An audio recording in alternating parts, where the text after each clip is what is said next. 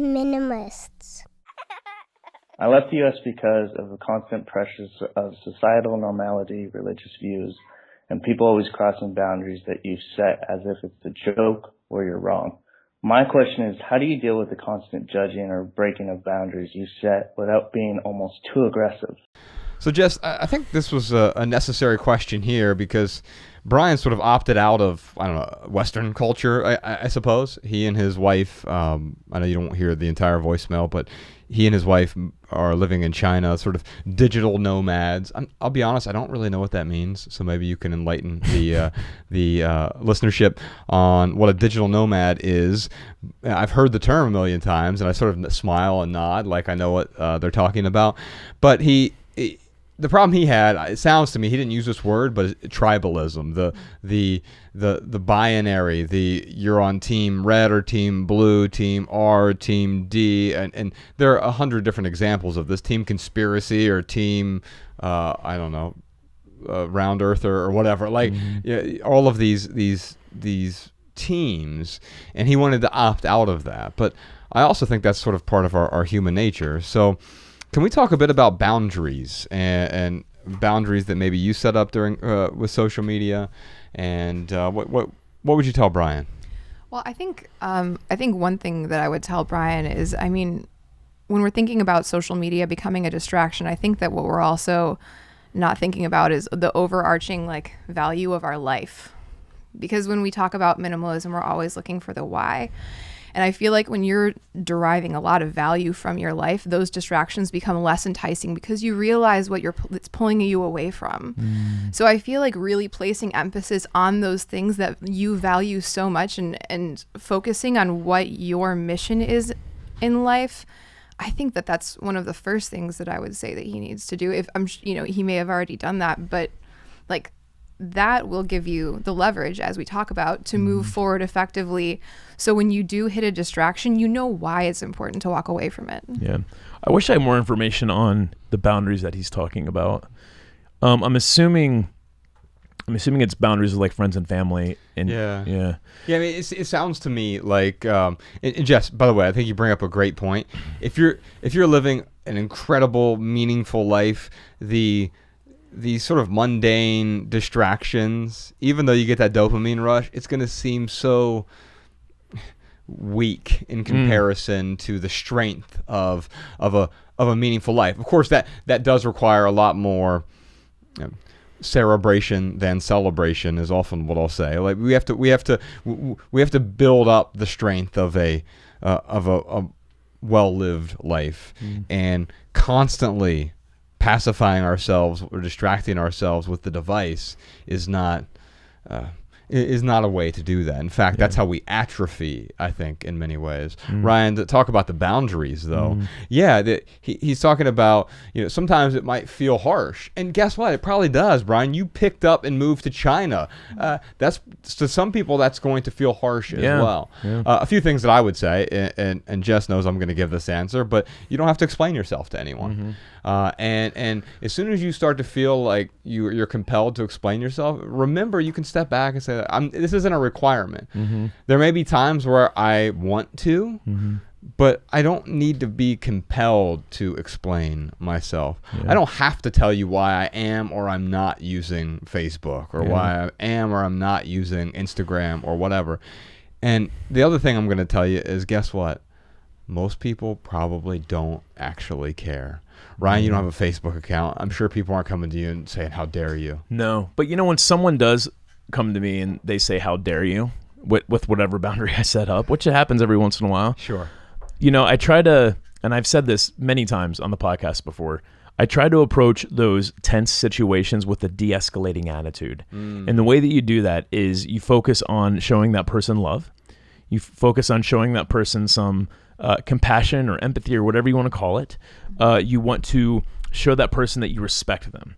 That's what we want out of every relationship. Every human interaction, we want to feel good, we want to be loved, we want to be understood, and we want to be respected. So if you can keep those things in mind when you're talking about these boundaries with other people, they're also probably going to de-escalate. Now, there are situations where people don't de-escalate and they just want to continue to escalate. where that's where you walk away. Give it a little time and then come back to it maybe. Now, Jess, social media is the place where people escalate all the time. And I'm so glad we have you to de-escalate things. Yeah, please be nice in the YouTube comments. I'm monitoring things. So let's talk about this, because people often escalate much more quickly there. It's like if Ryan, I loved his example there. People want love and support, but on social media, it's like, well, I'm just going to pull out my switchblade. It's the equivalent of that, right? Yeah. And so, I mean, I guess, why do we do that? What are your thoughts? Because you see it so much. I think it's a precarious situation because everyone's at the table. There's somebody at in Mumbai from the table. There is a woman who picks rice in China. There's somebody in Russia at the table, and we have to be thoughtful of everybody's feelings that we don't even know what their backgrounds are. Sure. That's so hard. If somebody was in the room and I know they had a situation that I should be sensitive about, I would be aware of it. But since everybody's in the room, we have to be thoughtful of that. But really what it comes down to is we are a product of our experiences. And the more experiences we have, the more broad of people that we become. And I think when you become an open-minded person and you realize that everyone's coming to you with their resources and their tools and their experiences, you realize there's a reason that they are the way they are. And they may have something in their past that you don't know about, that if you had that same experience, you would feel the same way. So I think we really have to recognize that things are the way they are for a reason, and you might not know that reason. And if you did, you might even change your mind. Well, that's what's great about feedback. Or I think in the documentary, they say criticism specifically.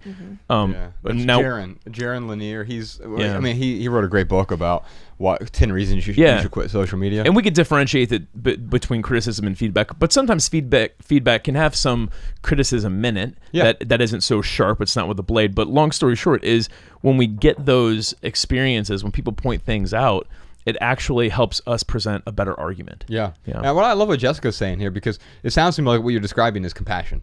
And having compassion, even for those who are, we call them seagulls, right? Because Sean put a link to that essay about seagulls, but we'll put it in the show notes. But seagulls fly over whatever you've done. They crap on it, and they fly away. That's what a seagull does. And we can even have compassion for them. Now, we'll still block you.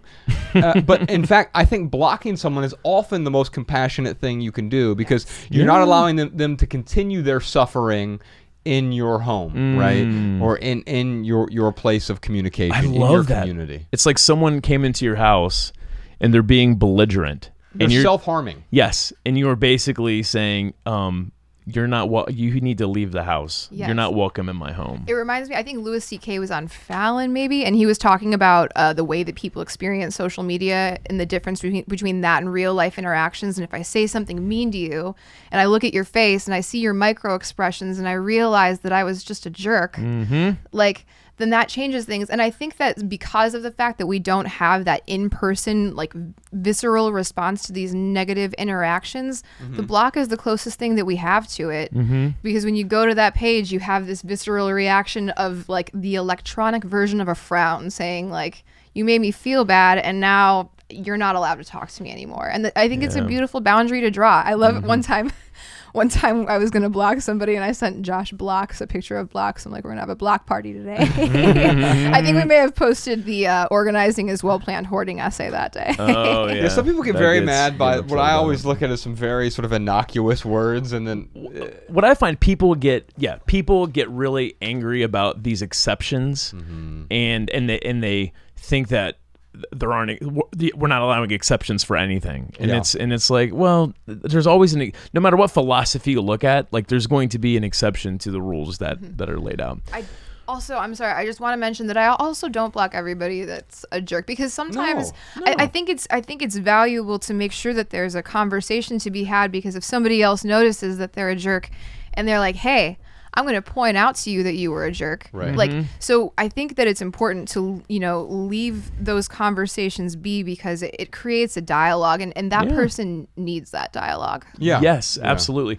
You know what? You just gave me an idea. I would love to take the most visceral conversation that we can find on the internet, and then the skit is everyone in the same room talking to each other Yeah. Whoa, like reading yeah. reading the comments back and forth Yeah, to each other like that, because you would never do that if you were in the same room with someone. Well, and it would be even better if you hire like well-known actors to act it out. Oh yeah. And they're acting out these comments to each other, typos and all. Oh, it'd be so good. Yeah, so this would be really good. Patent pending. Brian, I'm going to send you a copy of the Minimalist Rulebook. You're asking about boundaries. Well, one way to define a boundary is to call them rules, right? Ryan and I came up with 16 rules for living with less. It's a free ebook. You can get it at theminimalists.com/resources. There's also an audiobook version of that available now as well. Ryan and I recorded it. We even did a mini podcast associated with each of the 16 rules. So you can check out the free ebook version or the audiobook version, theminimalists.com/rulebook for the audiobook version,